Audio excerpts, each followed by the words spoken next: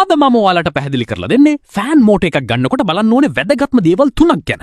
ගොඩක් අය මෝටර් එකක් ගන්නකොට ප්‍රයිස් එක විතරක් බලන්න ගන්නවා. හැබැයි වැරදි මෝටර් එකක් ගත්තොත් ෆෑන් එක ස්ලෝ වෙනවා, හීට් වෙනවා, කරන්ට් එක වැඩියෙන් යනවා. ඒ නිසා මෝටර් එකක් ගන්නකොට මේ දේවල් ටික අනිවාර්යෙන් බලන්න. පළවෙනි දේ තමයි බෑරින් මෝටර්ද බුෂ් මෝටර්ද කියන එක. බෑරින් මෝටර් එකක් නම් ෆෑන් එක ස්මූත් විදියට වැඩ කරනවා, සද්දෙත් අඩුයි, ලයිෆ් ස්පෑන් එකත් වැඩි. බුෂ් මෝටර් එක චීප්. හැබැයි ස්පීඩ් අඩුයි, සද්ද වැඩි, ලයිෆ් ස්පෑන් එකත් අඩුයි.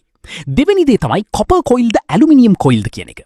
කොපර් කොයිල් මෝටර් එක තමයි හොඳම. පවර් හොඳයි, හීට් අඩුයි, කරන්ට් කන්සම්ප්ෂන් එකත් කන්ට්‍රෝල්. ඒ වගේම දිග කාලයක් වැඩ කරනවා. ඇලුමිනියම් කොයිල් මෝටර් චීප් වුණාට හීට් වැඩි, පවර් අඩුයි, ලයිෆ් ස්පෑන් එකත් අඩුයි.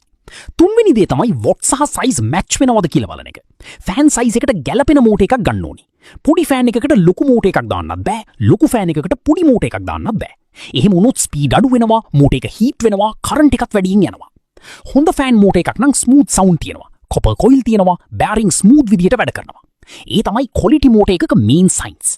ඒ නිසා ෆෑන් මෝටර් එකක් ගන්න කලින් ප්‍රයිස් එක විතරක් බලන්න එපා. ක්වොලිටි එක, කොයිල් ටයිප් එක, බෑරින් සිස්ටම් එක සහ වොට් සයිස් මැච් වෙනවද කියලා අනිවාර්යෙන් චෙක් කරන්න.